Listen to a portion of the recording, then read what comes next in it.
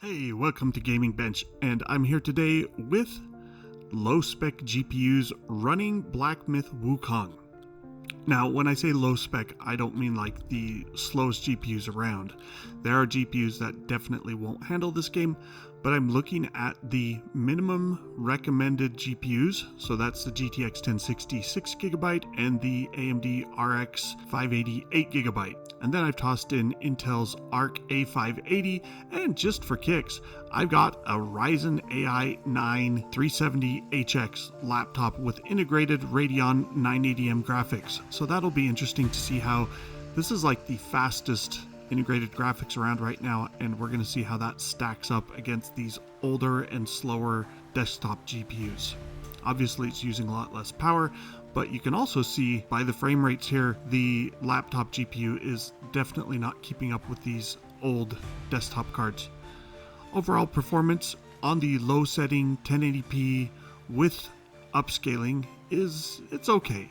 I mean, you're getting close-ish to 60 frames per second. Everything is managing above 30 frames per second, so these cards are all playable. The low preset does have some, they're not errors, but the rendering quality is lower. So one of the big things is like the shadow quality. You can see there's a very clear cutoff in how far the shadows, the dynamic shadows are applied, and you can also see like they'll pop in and go from blobby to slightly less blobby. But overall, the game still looks pretty nice, and it runs well. Unreal Engine 5, it does probably require a faster CPU than, a really old system that might have been paired with one of these GPUs. I'm not sure. I've only tested it on a Core i9 14900K, so keep that in mind. Anyway, AMD and Nvidia both managed to run Black Myth Wukong pretty well with these older generation cards. I mean, the GTX 1060 is almost 7 years old, I think, and the 580 is about 6 years old, so that's pretty good to run a state-of-the-art demanding Unreal Engine 5 game that just came out in 2024, and you're able to run it on 6 or 7 year old hardware. Now, all of these GPUs are using upscaling, so we've got FSR on the AMD cards as well as the GTX cards, and then we've got XeSS on the Intel card. The Intel, you'll also notice there's been some flickering in the shadows and stuff. That's just, drivers probably.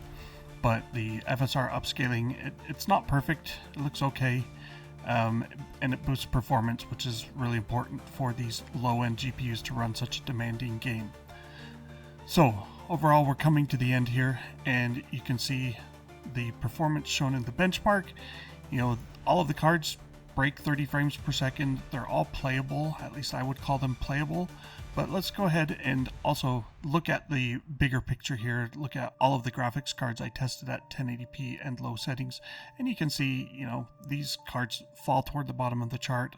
Anything that's like an RTX 20 series is going to be quite a bit faster, as well as newer cards like RX Vega. That's a good step up from an RX 580.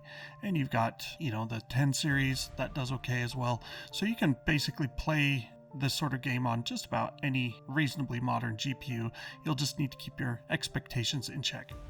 Anyway, thanks for watching. Please like and subscribe. Let me know if there are any other GPUs you'd like to see tested in Black Myth Wukong, as well as any other games you might want to see tested.